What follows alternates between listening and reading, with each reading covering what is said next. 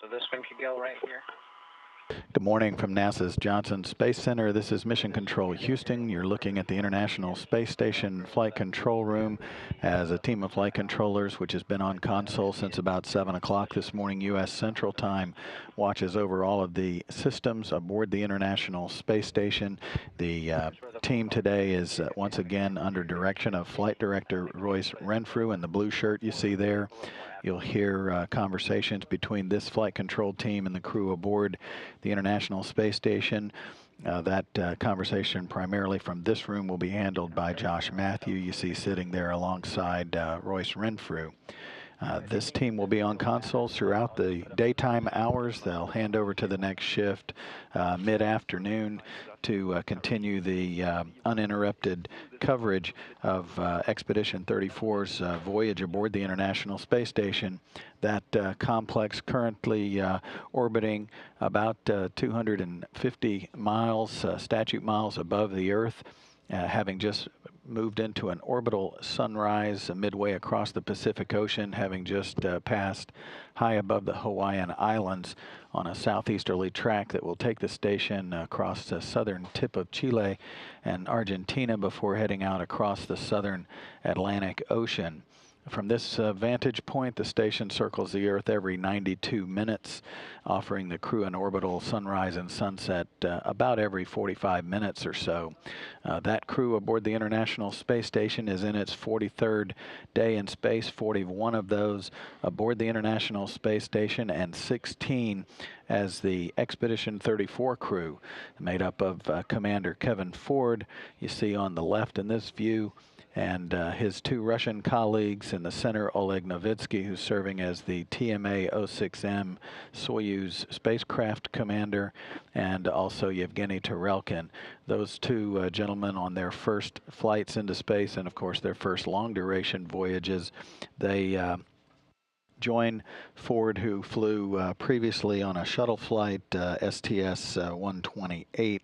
STS-128 flew back in August of 2009.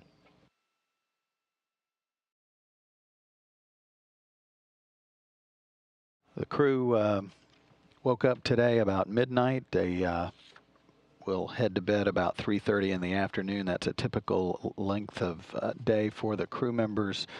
There's quite a bit going on aboard this station as the crew members have breakfast, and then just after that they'll gather for a daily planning conference with all the flight control teams around the world.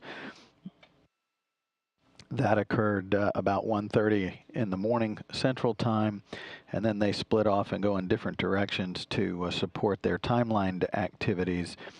Commander Kevin Ford has spent the early part of his day with some maintenance tasks, water sampling tasks inside the aquatic facility inside the Japanese experiment laboratory, and he's also spending a much longer period of time on his day working on the Fluid Science Laboratory rack configuration, which is located inside the European Space Agency's laboratory, Columbus.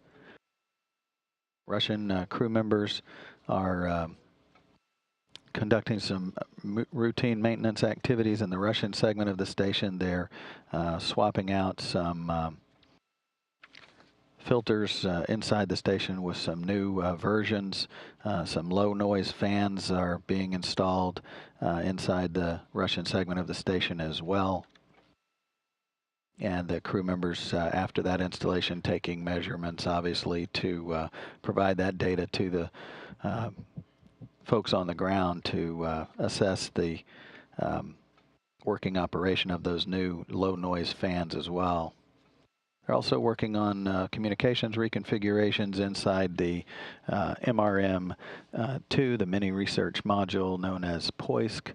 That serves as one of the docking ports on the International Space Station for visiting vehicles, primarily the Soyuz spacecraft. In fact, their Soyuz spacecraft is currently docked to that mini research module known as POISC. You see the Soyuz 32 or TMA-06M spacecraft.